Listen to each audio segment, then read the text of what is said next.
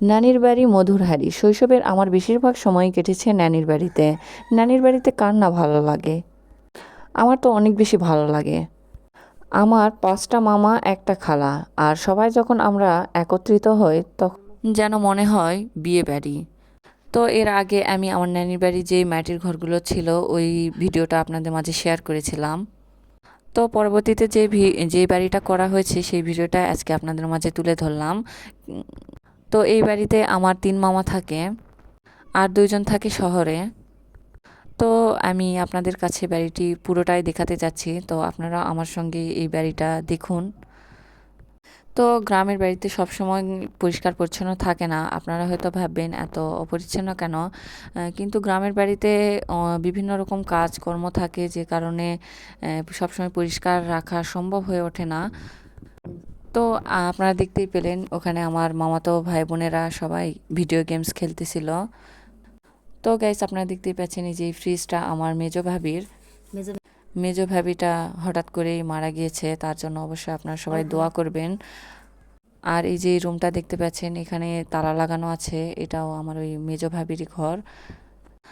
ভাবিকে আমরা অনেক বেশি মিস করি। এই যে ভাবি ফ্রিজে সব কিছু রেখেছে কিন্তু ভাবি নেই। ভিডিওতে ভয়েস দিতে আমার খুবই ভাবির কথা মনে পড়তেছিল। ভাবিকে খুব মিস করতেছি। আমি এভাবে ভিডিও করতেছি, অবশ্য সে থাকলে আমার ভিডিওটা সেই করে দিত। তো এরপর আমি যাব ছাদের দিকে। তো চলুন আপনারাও আমার সঙ্গে ছাদে চলুন। ছাদে গিয়ে আমি অবাক, আসলে কতদিন ছাদে কেউ আসেনি। তো আপনারাও চলুন তো দেখি ছাদের কী অবস্থা।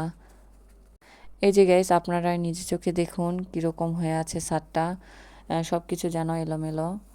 এই যে ছাদ বাগানে যে গাছটা দেখতে পাচ্ছেন এটা কিসের গাছ অবশ্যই জেনে থাকলে আপনারা কমেন্ট করবেন। আর এই যে এই ফুলের গাছটা দেখতে পাচ্ছেন এটা কি গাছ অবশ্যই কমেন্ট করে জানাবেন। আমার কাছে এই গাছটা অনেক বেশি ভালো লাগতেছে, কত সুন্দর ফুল ধরে আছে। তবে আমি কিন্তু জানি এই গাছটির নাম কি, তবে আমি বলবো না, আপনাদের কাছে বলে রাখলাম, আপনারাই বলবেন এই গাছটার নাম কি।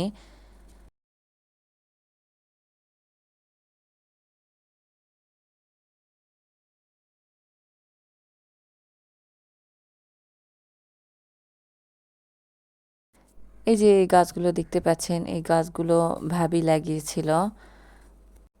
মানুষের গাছ আছে কিন্তু মানুষটাই নেই। এই যে এই ফলগুলো দেখতে পাচ্ছেন এই গাছের ফলগুলোকে আমরা বলে থাকি ভূতকরি। আসলে এটা আমাদের দেশেরই গাছ, আপনারা কে কি বলেন আমরা জানি না।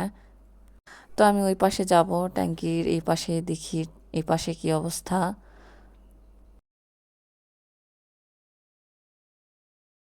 তো এই তো আপনারা দেখতেই পাচ্ছেন এটা হচ্ছে কবুতর রাখার জায়গা, যেখানে কবুতর রাখে আর কি আমার মামিরা। এই পাশে একটা বটের গাছ আছে আর এই যে পাশে দেখতে পাচ্ছেন একটা পুকুর। সব মিলিয়ে আমার কাছে সুন্দরই লাগতেছে কিন্তু আমার ভাবিটা নেই, ভাবিটা থাকলে অবশ্যই আমার কাছে ভালো লাগতো, সে আমাকে অনেক সাপোর্ট দিত ভিডিও করতে।